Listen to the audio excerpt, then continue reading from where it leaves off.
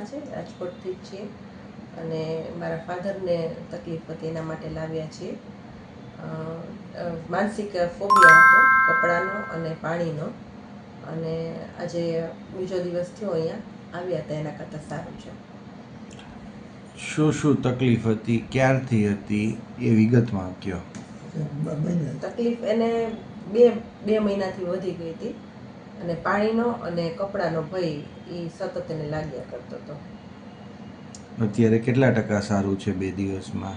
અત્યારે 60-70% જેવું સારું છે.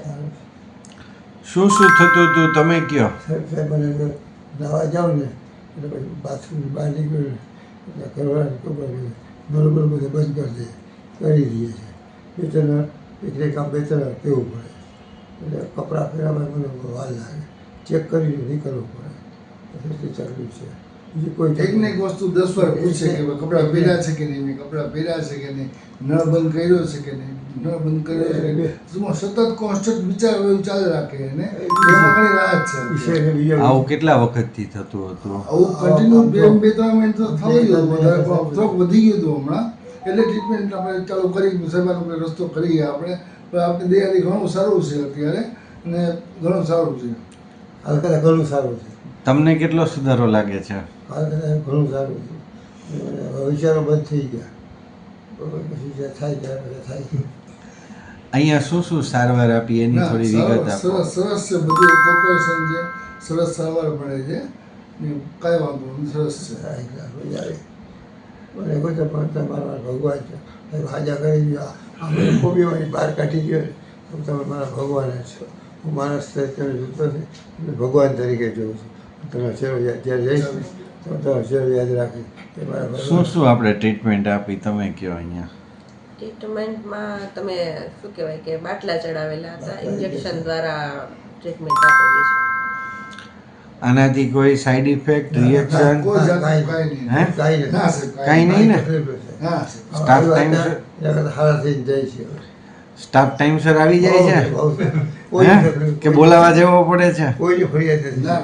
કોઈની ફરિયાદ કોઈની નથી. ફરિયાદ. ભગવાનના ઘરે આવે, ભગવાનના માણસો આખી કામ કરતા હોય, ભગવાન શું કહે છે.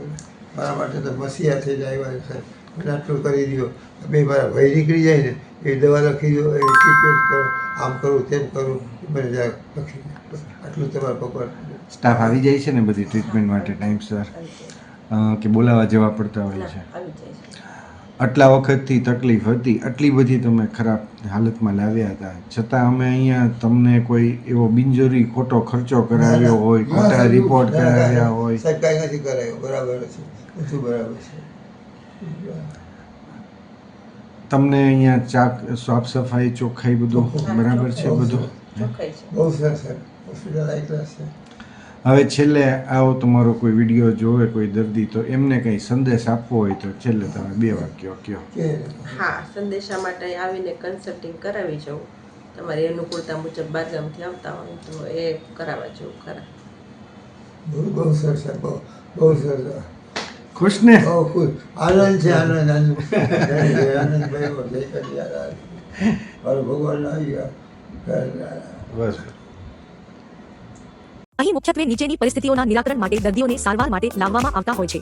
દર્દીને અત્યંત ઓછી દવાઓથી તાત્કાલિક રિઝલ્ટ જોઈતું હોય ત્યારે, લાંબા સમયથી ચાલુ હોય તેવી દવાઓ કાયમી ધોરણે બંધ કરવાની ઈચ્છા હોય ત્યારે, ફક્ત ટીકડીઓ ખાવાની બદલે કાઉન્સેલિંગ પદ્ધતિથી પણ રિઝલ્ટની અપેક્ષા હોય ત્યારે, લાંબા સમય સુધી પણ દવાઓ ખાવાથી દર્દીની અપેક્ષા મુજબનું રિઝલ્ટ ના મળતું હોય ત્યારે, દર્દી હિંસક અથવા આક્રમક બનીને તોડફોડ અથવા અન્ય નુકસાન કરે ત્યારે. This place is more than just a hospital. It's a place of healing, hope, and heart.